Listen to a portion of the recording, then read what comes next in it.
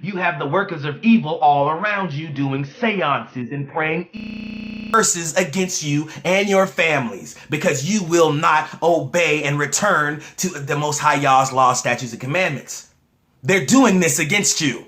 The world that's unseen around you is doing this against you. That's why you find it so hard to find the truth, to get to one place where you can just say, that's it. All these other things got your attention. Why? If you know something that's keeping you in bondage, and just a normal man looks around and he says, I'm in such bondage and I'm in such pain. I need to change my situation. And then you get a remedy for years, a different remedy from the same people that have put you into bondage for years, and you keep going back to them for different remedies and nothing works, and you keep going back to it. It says that insanity is doing the same thing, thinking it's going to change and thinking that there's something different's going to happen because people are doing witchcraft against you and me. Matthew 10:22 through 24 says, and you shall be hated of all men for my name's sake, but he that endureth to the end shall be saved. But when they persecute you in this city, flee you into another. For verily I say unto you, you shall not have gone over the cities of Israel till the Son of Man come. The disciple, remember this part, the disciple is not above his master, nor the servant above his power. Listen to this. When we think we can be like Christians, this is no offense to Christians, but this is real. When we think we can be like Christians and we say we don't have to obey the law anymore and that all we need is faith in the Hamashiach alone for salvation without any works, then we deal with Proverbs 28:9. It says, he who turns away his ear from listening to the law, even his prayers shall be an abomination. Even his prayer shall be an abomination. So we have a problem here. We have a people that believe that they can just, by faith, be okay. You cross the finish line. Saved and sanctified just by your faith. But is that scriptural? And in Proverbs 28:9, it shows no, it's not scriptural, not one bit. It says that even his prayer shall be an abomination if you turn away your ear to listening to the law or obeying the law. So now we as Israelites who sojourn in this world, living with 1 foot in and 1 foot out of the kingdom, living with a double mind and a house divided against itself that will surely fall, we go into our prayer closets with the best of intentions to engage our power. The Christians engage Jesus. We engage the Israelites. Well, I engage Father Yah in the name of his son Yahushua Mashiach. Other people, Yahweh Shai and Yahweh, we engage our power, the power of Abraham, Isaac, and Jacob. Let's just come to a consensus here. We engage him with the best of intentions, but with false sincerity. And with tears of our hearts, we cry out to him, wondering, just wanting him to answer us, to help us, to strengthen us, not knowing that our very prayers are an abomination to him. They're an abomination to the Father. And it would have been best for us not to probably have prayed at all, because we're not in his will by the way we live in our lives. These words that I'm speaking to you, Israelites, I'm not the guy coming out here saying that I'm the perfect man. When I say this stuff to you, I'm not. It says to take the plank out of your own eye before you go to someone else. There's many things in my life that now I'm doing right in my life, which I feel as if the Most High has delivered me from certain things. There's things he's still delivering me from. There's still things that he's working with me from. I'm not the perfect guy out here. There's not going to be no perfect person out here in these last days. We are in a corrupt world where everything around us is just, are you serious? So much sin, so much temptation. But then it's our job to get ourselves every day to think about that. Remember that and sojourn in fear and trembling, so that we can know that if we don't get ourselves on that road, no one's perfect. But if you know that when you're serving the Most High, you know that when you're giving it your all to serve him.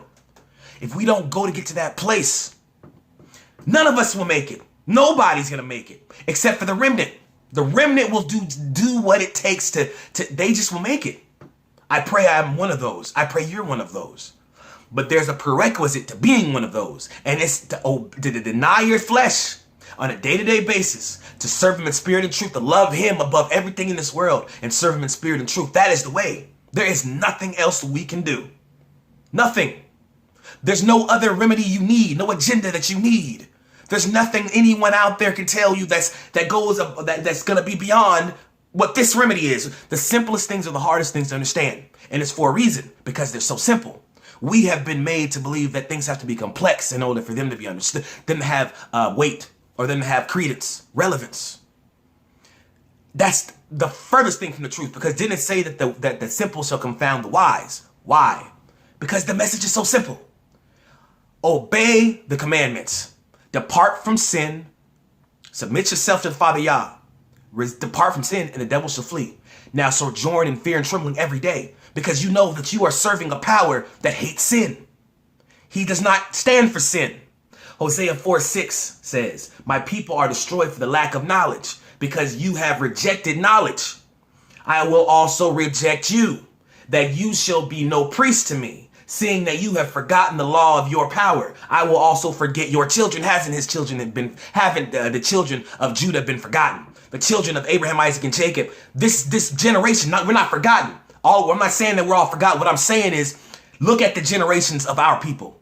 The monsters that are out there in this current generation, and all in the world that represent Israelites.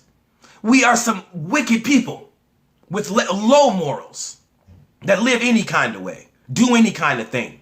In my life, I've done any kind of thing. I've lived any kind of way, done all kind of evil in my life that the Most High Yah has allowed me to see and to be able to turn away from so many things. And he's still working with me, but I can see because I've gone through it. The experience is what allows you to be aware of the sin and be aware of it in a way that's real. When you actually go through it, our people are wicked. And we may go to church on Sunday and be praised, think we're saved and sanctified. But then what are we doing all throughout the rest of the week?